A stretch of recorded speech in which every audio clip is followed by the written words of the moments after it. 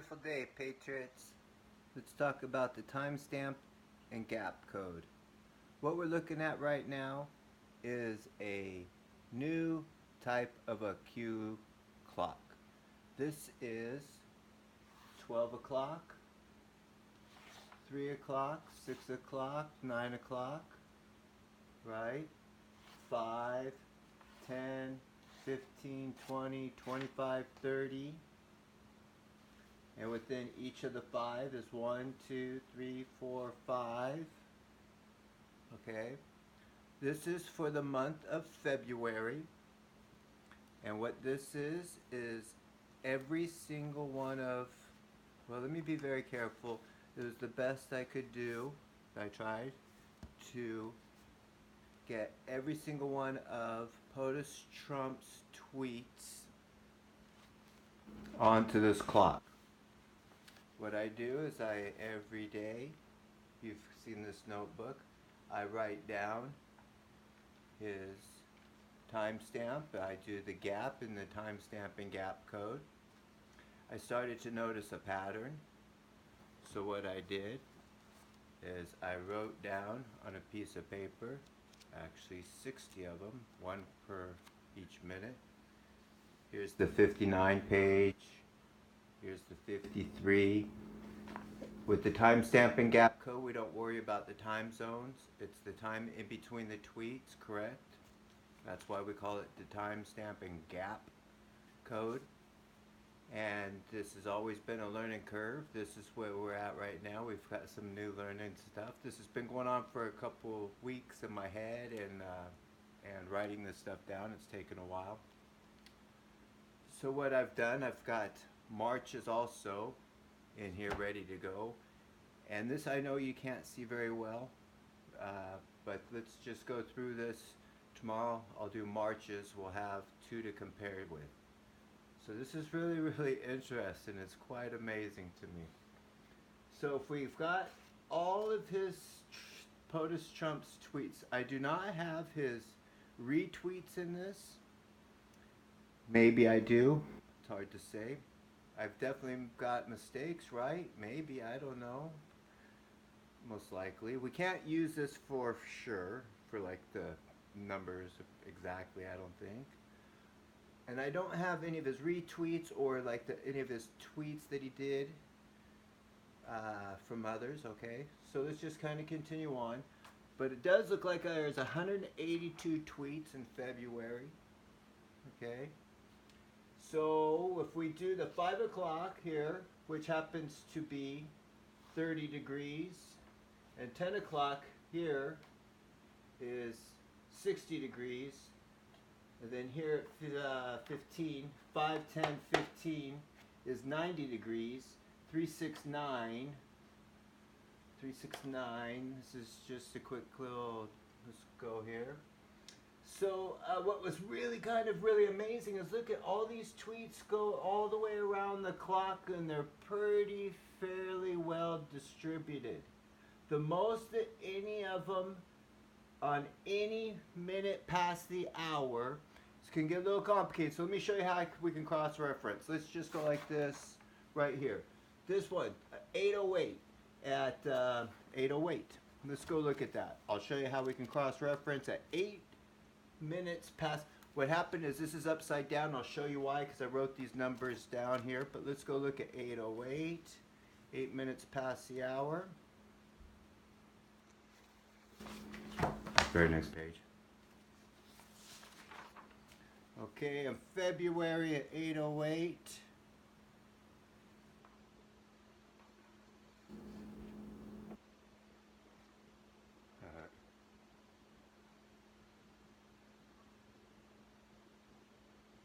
Sorry about that. 8:08, right up here. February 28th. Okay, so then we can come right over here to February 28th. Let's see what happens here on February 28th. There we go. 8:08. Okay, it was the 6th or 7th tweet of the day. Okay, so I can show you how it's cross-referenced everywhere. Now, what's going on, like I said, that's really funny how, okay, this one has got 7 tweets throughout the whole month.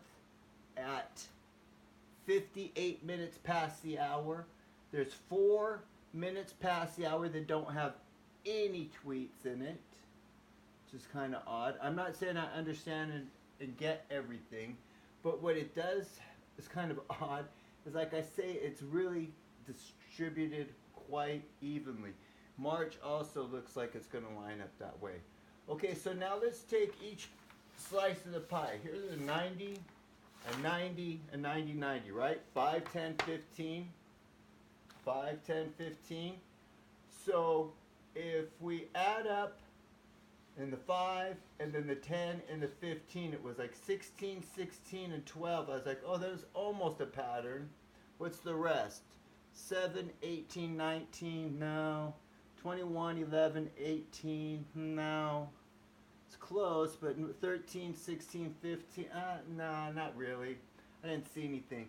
But then you got to narrow it back down again. You add these up, and it was, oh my gosh, 44.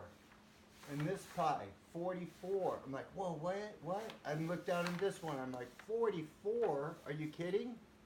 And then in this one, I was like, yeah. Oh, it was 50. Oh, that's too bad. That's weird. Well, it was close. I wonder if my math is right. You know, we can't really do it that way. But then I was like, well, let's take it down into the next circle. You got 44 and 44 is 88. 44 and 44 is 88. 44 and 44 is 88. Or excuse me, is 88. And then you got 50 and 44 is 94. And 50 and 44 is 94. I was like, didn't it just balance out again? 94, 94, 88. Real interesting to me. I find it quite awesome. So, let's see. I hope that was informative, explanatory. I'm trying to show how the Q clock is in a dimension. It's lined up in a cube. It's all lined up within a matrix, let's just say. But everything is lining up. I'll have more information. We'll all digest on this tonight. But it was really amazing, as you can see with my notes here, that I can already see the pattern, how that's each number just kind of has just a certain amount of tweets. It's lined up all the way across the board. Everybody gets just a couple. And, well, it's all about math. So if the Q clock, or excuse me, if the Q drops have a Q clock, and everything lines up on the Q clock, correct?